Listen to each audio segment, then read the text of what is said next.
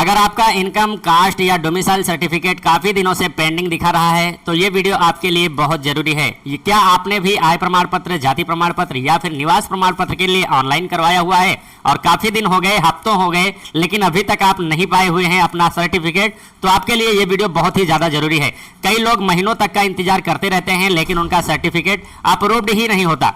आखिर पेंडिंग क्यों होता है और इसे जल्दी से फिक्स कैसे करें, आज मैं आपको ऐसा तरीका बताऊंगा जिससे आपका पेंडिंग स्टेटस जल्दी क्लियर हो सकता है।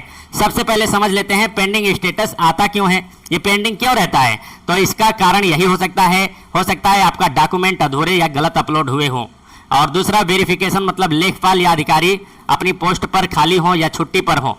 वेरिफिकेशन करने वाले मतलब लेखपाल जी या फिर छुट्टी पे हो या फिर आपकी पोस्ट खाली हो, इसलिए भी थोड़ा लेट हो सकता है। और उसके बाद आधार या फिर मोबाइल नंबर मिसमैच होना, एप्लीकेशन में जो आप आधार नंबर या मोबाइल नंबर दे रहे हैं वो मिसमैच हो तभी यहाँ पर गड़बड़ी हो सकती है, लेट हो सकता है। ज़्यादा आवेदन होने के कारण डिले, कभी कभी वेबसाइट पर बहुत ज़्यादा लोड होती है, आय प्रमाण पत्र ज़्यादा मांग होती है या फिर निवास या फिर जाति की ज़्यादा मांग होती है प्रदेश में, तो उस समय भर भी बहुत ज़्यादा आवेदन होने के कारण भी यहाँ पर लेट हो जाता है। और एप्लीकेशन में छोटी छोटी गलती, मतलब 90% केस में गलती हमारी ही होती है, मतलब 90% केस में गलती आपकी होती है जहाँ से आपने ऑनलाइन किया हुआ है या फिर आपने डॉक्यूमेंट अधूरे दिए हैं या फिर ऑनलाइन में कोई कमी हो गई होगी। 90% कमी आपकी ही होती है। तो चलिए अब सबसे जरूरी हिस्सा, पेंडिंग को जल्दी कैसे ठीक करें। अब जल्दी कैसे ठीक करें, जैसा कि काफ़ी दिनों से आपका प्रमाण पत्र नहीं आ रहा है, पेंडिंग में है, तो एप्लीकेशन स्टेटस चेक करें। स्टेटस चेक करने के लिए आपके पास एप्लीकेशन का नंबर होना चाहिए, रजिस्ट्रेशन नंबर होना चाहिए, आवेदन संख्या होना चाहिए। यदि आपने खुद से ऑनलाइन किया हुआ है तो आपके पास एप्लीकेशन नंबर तो होगा ही होगा, और यदि आपने खुद से ऑनलाइन नहीं किया हुआ है, आप कहीं जनसेवा केंद्र से करवाए हुए हैं, तो आपके पास नहीं होगा तो आप जनसेवा केंद्र पर जाकर के ले सकते हैं अपना रजिस्ट्रेशन नंबर, आवेदन संख्या। तो ई डिस्ट्रिक्ट टाइप करेंगे गूगल पर और पहली वाली वेबसाइट आएगी, इस पर क्लिक करेंगे। स्टेटस चेक करने के लिए बता रहा हूं, यहां पर क्लिक करते ही आपके सामने ई डिस्ट्रिक्ट उत्तर प्रदेश की आधिकारिक वेबसाइट खुल जाएगी। अब यहीं पर आपको कुछ नहीं करना, थोड़ा सा नीचे चले आना है। नीचे आएंगे तो यहीं पर आप देखेंगे, देखिए यहां पर आवेदन की स्थिति, इसी पर क्लिक करेंगे। अब यहाँ पर क्लिक करने के बाद इंटर एप्लीकेशन नंबर, अब जो आपको एप्लीकेशन नंबर मिला हुआ है वही एप्लीकेशन नंबर यहाँ पर डालेंगे, सर्च करेंगे। उसके बाद एक कैप्चा आएगा, कैप्चा डाल करके सबमिट करेंगे तो वहाँ पर स्टेटस खुल जाता है। तो स्टेटस में आपका दिखाई देता है कि ऑनलाइन होने के बाद आपके तहसीलदार साहब के पास गया। अब तहसीलदार साहब उसको लेखपाल के साहब के पास भेजे, अब लेखपाल साहब उसको वेरीफाई करके तहसीलदार के पास भेजे। मतलब जहाँ पर भी आपका रुका हुआ है वहीं पर आपको पकड़ लेना है कि हाँ यहाँ से हमारा पेंडिंग पड़ा हुआ है। स्टेटस देख करके आप पूरा जान पाएंगे कि कहां पर आपका आवेदन अभी रुका हुआ है। तो चलिए सबसे पहले पोर्टल पर जाकर अपना स्टेटस चेक करें, किस स्टेज पर फंसा है, अंडर प्रोसेस, पेंडिंग या तहसील या वेरिफिकेशन, कहां पर आपका स्टेटस पड़ा हुआ है उसको आप पहले पकड़िए कि आपका स्टेटस कहां दिखाई दे रहा है, किसके पास लंबित है, किसके पास पेंडिंग है।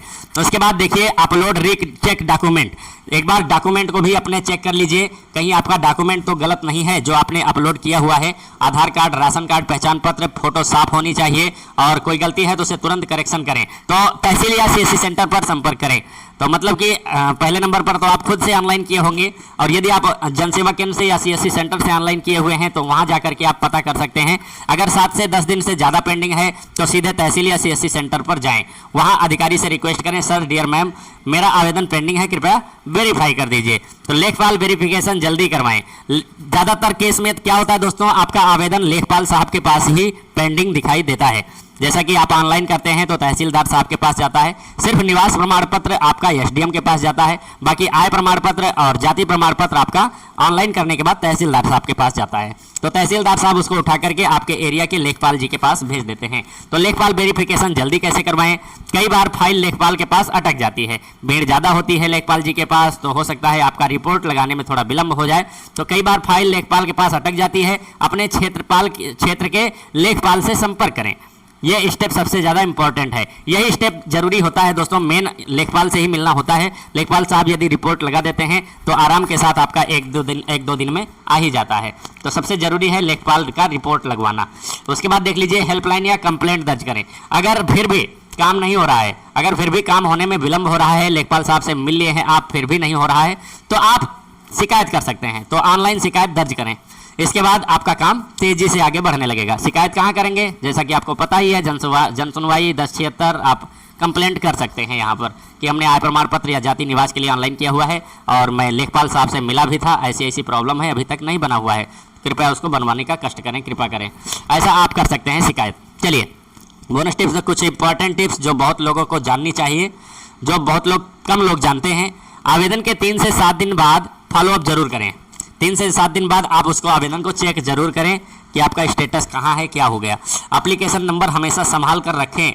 एप्लीकेशन नंबर जो आपको ऑनलाइन करने के बाद मिलता है उसको अपने पास जरूर रखें। जब तक कि आपका आय प्रमाण पत्र जाति निवास मिल नहीं जाता तब तक एप्लीकेशन नंबर को संभाल कर रखें। एसएमएस और ईमेल चेक करते रहें। तो ईमेल का कोई मतलब नहीं है, एसएमएस आप जरूर चेक कर सकते हैं। तो आप लोग अपना अपना मैसेज जरूर चेक करते रहें 3-4 दिन बाद कि आपका आया कि नहीं आया, और मैसेज आ जाता है ई डिस्ट्रिक्ट पोर्टल की तरफ से।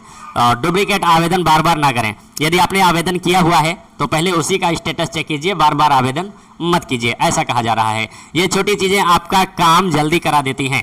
इन गलतियों से बचें। गलत जानकारी भरना, ऑनलाइन करते समय गलत जानकारी बिल्कुल ना भरें, और फेक डॉक्यूमेंट लगाना, गलत डॉक्यूमेंट बिल्कुल ना लगाएं, बार बार नया आवेदन बिल्कुल ना करें, और वेरिफिकेशन इग्नोर ना करें। वेरिफिकेशन मतलब कभी कभी क्या होता है कि वेरीफाई करने के लिए फ़ोन आता है तहसीलदार साहब का या फिर लेखपाल साहब का, लेखपाल जी का फ़ोन आ सकता है आपके पास वेरिफिकेशन के लिए, तो उसको इग्नोर नहीं करना है, फ़ोन उठाना है, बातचीत करना है, जो जैसा पूछे उनको बताना है, वरना आपका आवेदन रिजेक्ट भी हो सकता है। तो दोस्तों, अगर आपका भी इनकम कास्ट या डोमिसाइल सर्टिफिकेट पेंडिंग है तो आप इस वीडियो में बताए गए स्टेप फॉलो करें और अपना काम जल्दी कराएं। वीडियो अच्छा लगा हो तो लाइक करें और कमेंट में बताएं आपका आवेदन कितने दिन से पेंडिंग है। ऐसे ही काम की जानकारी के लिए चैनल को सब्सक्राइब करें। तो दोस्तों चलिए, आशा करता हूं कि आप स्टेप आप समझ लिए होंगे, और जिसका भी ज़्यादा दिन से पेंडिंग है वो अपने अपने लेखपाल साहब से कांटेक्ट कर सकते हैं।